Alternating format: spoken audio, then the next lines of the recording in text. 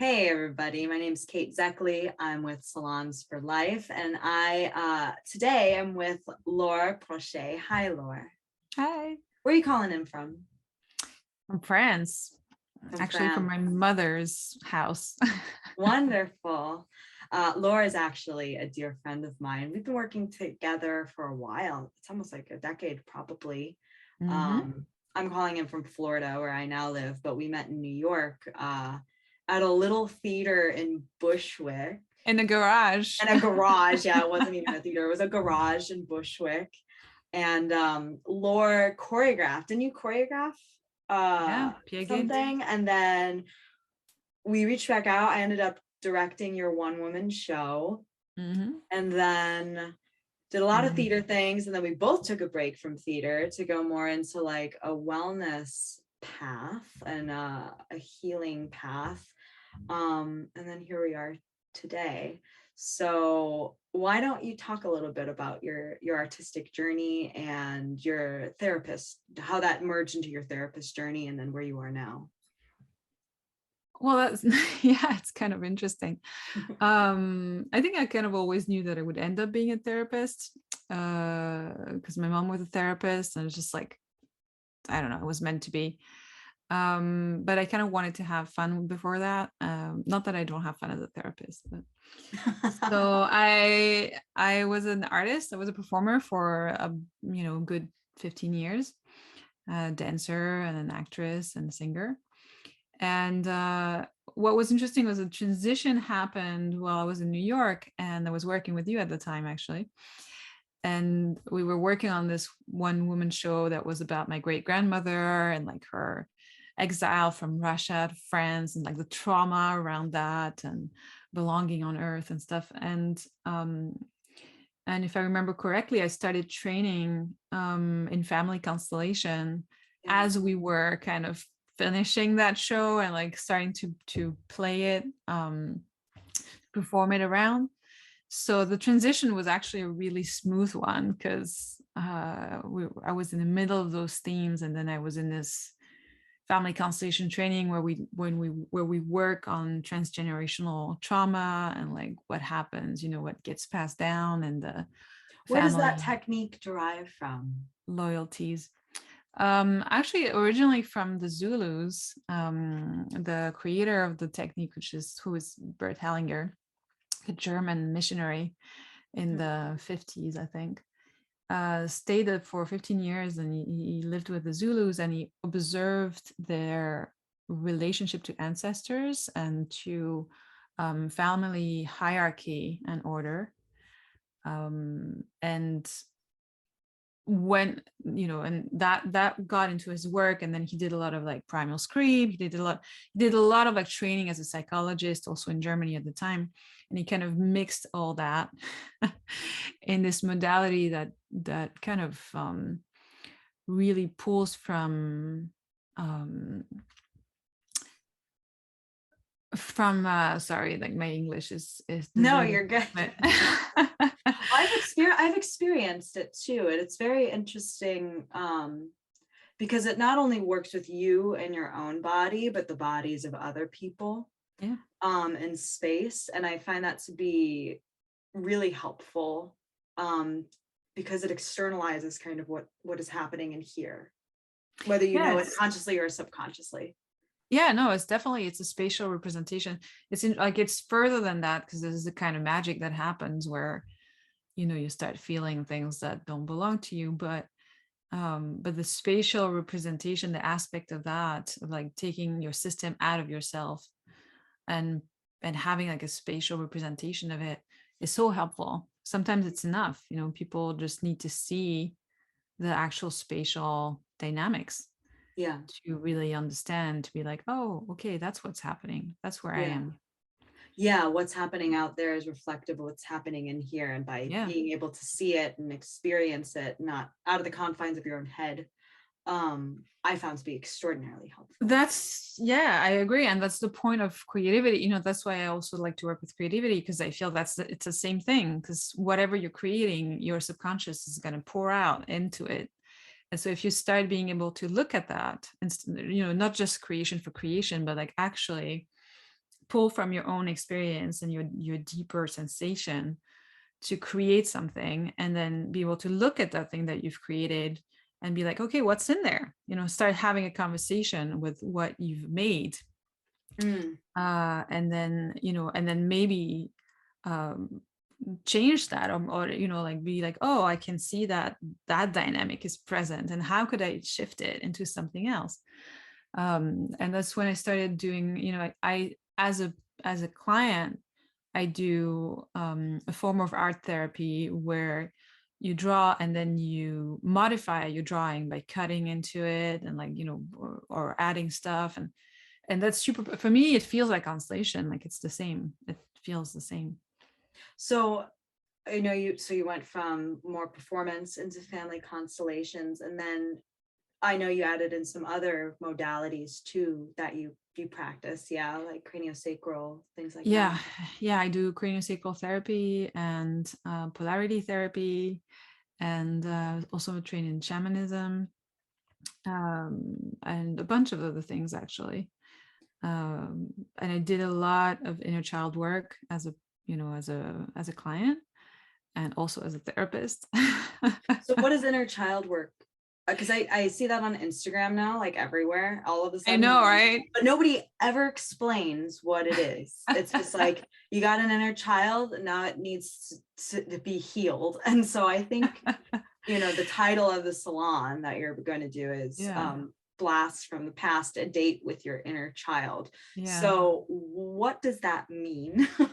Well, it's interesting because, when I started doing that work, it really wasn't mainstream at all.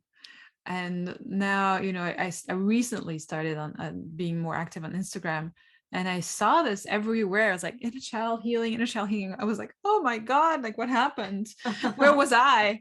Suddenly it got big. Well, I'm going to talk a little bit about inner child healing in the context of therapy, which is a little different than what we're going to do on Saturday. So mostly when you're a therapist, you very quickly understand that maybe 99% of people's issues are relational, and they're usually born from whatever relationship they had with their parents. And it doesn't mean that their parents were bad parents. That's not what it means. It just means that as a child, like your nervous system is wired a certain way and you have a certain capacity. And in our culture, it's not really respected. Like that capacity is not really taken into account. And if the parents are not regulated, or have an attachment style that doesn't feel secure to the child, and that's going to kind of transfer to the child, and that's going to transfer into all the relationships in the child's life as an adult. And so one of the ways, there are other ways, but one of the ways that you can kind of rewire yourself to be able to be first to love yourself, because that's one of the main issues, that people really don't love themselves. They have no compassion for themselves at all, and that becomes mirrored in their world, right? The world starts not having compassion for them because they have no compassion for themselves. And so one of the ways that you can rewire this is by kind of like first becoming aware and acknowledging that there are some parts of you that are very young and that are in distress all the time, and that kind of get triggered. And now we talk a lot about trauma. Like people now have a lot of vocabulary around that they didn't used to have. And so inner child work is basically going and starting to take care of those parts as a parent, like as a good parent, as an adult. So that's like a very kind of general explanation, but that's what it is. And doing what that work does is, if you do it consistently enough, it's kind of rewires your relationship to yourself, and so that changes everything obviously around you. And so that's one thing. That's in the context of therapy. And in the context of what we're going to do in the salons, I was thinking about something that would be resourcing, because people have more or less traumatic experiences in childhood. And And my experience is that there's a lot of gold in childhood, regardless of how bad it was. There's a lot of gold for yourself as an adult, and usually, and very often, we see only like the bad. We see, like, oh, I have to heal all these things, and all the bad things that I am, all the things that bother me about myself come from that, and I have to become someone else or whatever it is. Yeah. And so that's kind of my aim, is to get people to experience both sides, because yes, there's the side that's like, oh, that was damaging, but there's also the side of like, wow, that created a lot of resource in myself. I saw you sort of advertise this as like your superpowers, Yeah.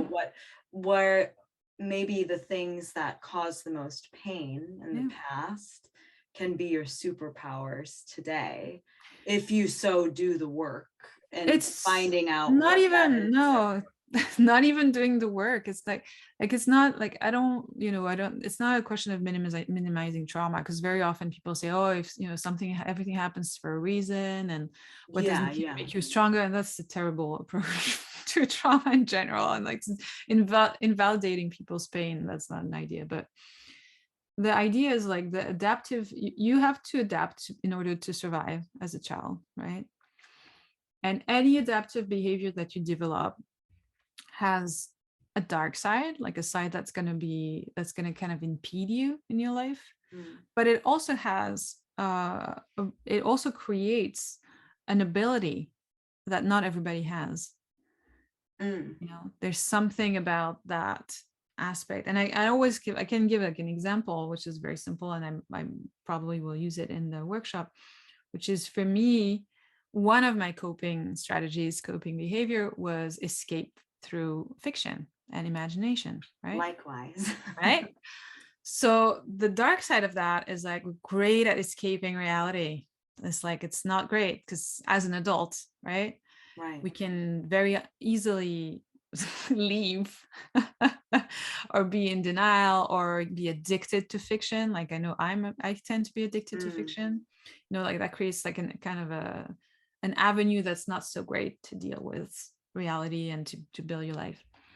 But the light side of that is that you have an amazing imagination, because you've been working on it since you were a child. And you can use that to manifest your life. Like you have an ability to imagine that's stronger and that more vivid and that has more details than somebody who never had to kind of work on their imagination, because their life was great, And from building thousands of worlds to inhabit as a child, you now have that capacity to kind of actually imagine the life that you want manifested, so that you can manifest it. So when people say, I think I like slipped into the parlance of our days of like doing the work. So when people do the work on their inner child, what does that actually mean? Because I was mistaken about that just now. No, what does that really mean? I think it's great, and you should do the work on your inner child. Yeah.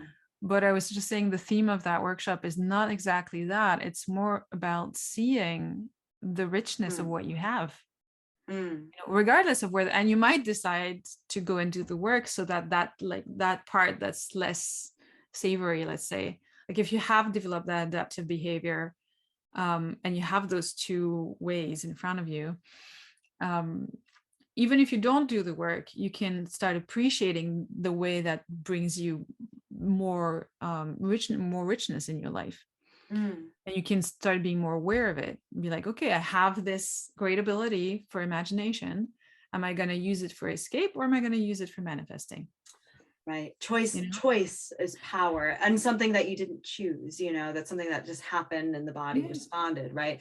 I always find that to be very helpful, is being able to see the perspective from both sides. Like, it can go into this, but it also has the potential for going into this, and just the knowledge of that, knowing that is a sort of power that you have. That's exactly what it is. And that's in general the aim of my work, is to kind of empower, like to re-empower people, because I like power personally. And I think we all do.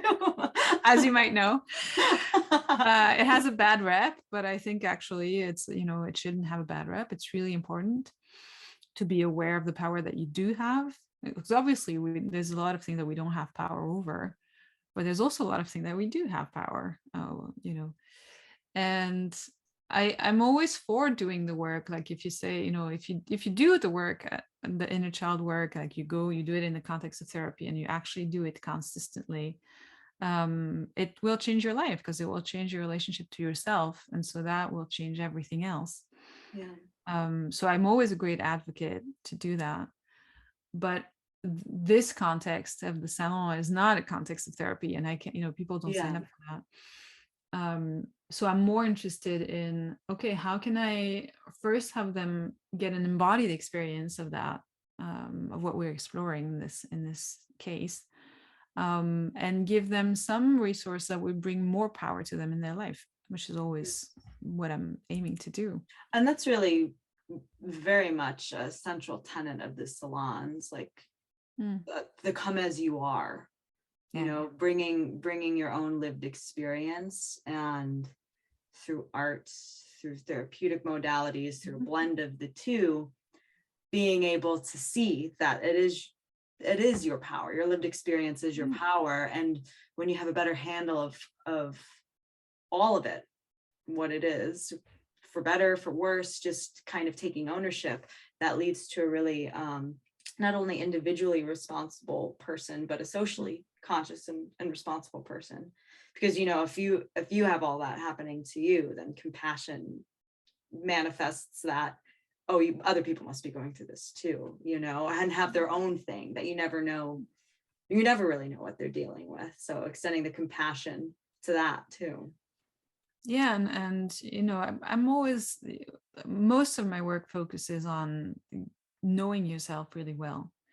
Like the 10 months course that I do is really about that. It's about like diving into multiple layers of yourself so that you can expand your capacity for your own complexity.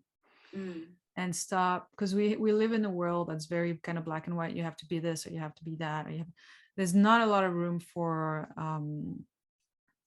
contradiction, but human beings are walking contradictions. And my aim, or what I try to get people to feel, is that complexity is okay. You don't have to have the answer. Nobody has the answer. Nobody knows anything really, but it's more about, okay, how well do you know yourself? How well do you know yourself? How well are you able to perceive the many dimensions of your reactions, of your emotions, of your relationships? Because the more you're aware, and the more you know that, the more you perceive the dimensions of yourself, and by extension of life and other people and stuff, the more choices that you have. Because if you perceive, two dimensions of something, then you have two choices. But if you perceive 10 dimensions, then you have 10 choices. It's you can choose to see life as many, many different things, and you can choose to nourish or to honor or to have compassion for many dimensions of yourself also. But for that, you need to know them. Like you need to see them. You need to have a sense of them. You need to have an embodied awareness of them. You need to have explored them through creativity to kind of see them outside yourself. Like what happens if I draw my heart? Like, what does that look like? What does that look like? What I'm going to draw something. And when I look at the drawing, what did I actually draw? Because it's always different. What you're trying to create, like what you have in your mind, like I'm going to do this thing about whatever subject, like myself. And then you look at it and you've actually drawn something very different. Or there's things in the drawing that you didn't plan to draw, but they're there.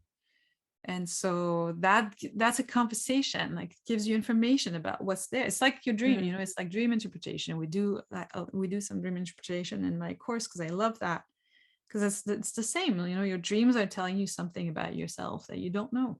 Yeah, I love that, entering into a conversation with yourself too. And I think, to me, when I've experienced inner child work, or just even inner child recognition, which it sounds like this is very much what we'll do in the salon, is very much this like perception of like, what actually is this? What is inner child to me? And recognizing that within yourself first. is that, yeah, it opens doors. It opens doors to discovery, and it is just a conversation. It's not a critique. And I think that was a very powerful shift when I started doing it, is that it is just a dialogue. Who am I? You know, Yeah. your own little Socratic investigation into yourself through many different ways. So your salon is February 19th at, I believe, 10:30 a.m. Eastern Standard Time. So you can kind of do the math forward and backward, wherever you're joining from. And that'll be not this upcoming Saturday, but the following. It's on Zoom, so you can join from wherever. And then the next day, right, is your 10-month course that begins. And what is, and just give a little brief summary of that. It's called the Moonlit Path, and it's a 10 months deep dive into yourself and your creativity through all the symbolisms and metaphors of the moon. And so we explore very wide themes in a very personal way. And there's an intro. Well, I guess, the workshop can probably serve as an intro, because it'll be a good idea of the kind of work that we do in that course. And then right after the workshop, there's the last intro class, which is free, and it's called. So you can do a whole weekend with Laure. Yeah, exactly. And then we definitely come to the salon. Yeah, the salon, as always, is a sliding scale donation. And then this salon in particular is part of the 2022 Child Interrupted, where I think it's about 40% of whatever ticket sales are generated go toward a Save the Child organization. In this case, it's Kranti, which is an organization that helps young girls who were born and raised in one of the biggest red light districts in Asia, within India, and invest in their future, going to college, starting a career, etc. So you could do that, and then you could do your free intro class, and then you could do the Moonlit Path the next day. And where can people find you, Laure? Oh, so many ways. I'm everywhere on the internet. No, I'm kidding. They can find me on Instagram at Laure Porché. They can find me on my website, www.laureporché.com, and they can find me on the Moonlit Path website, which is moonlitpath.space. And all of those will be linked to in every place this video will be posted. Thank you, Laure. I always love talking to you. Likewise. I can't believe our friendship has been like a decade now, thinking about it. Thank you. Take care, everybody. We'll see you at the salon on the 19th.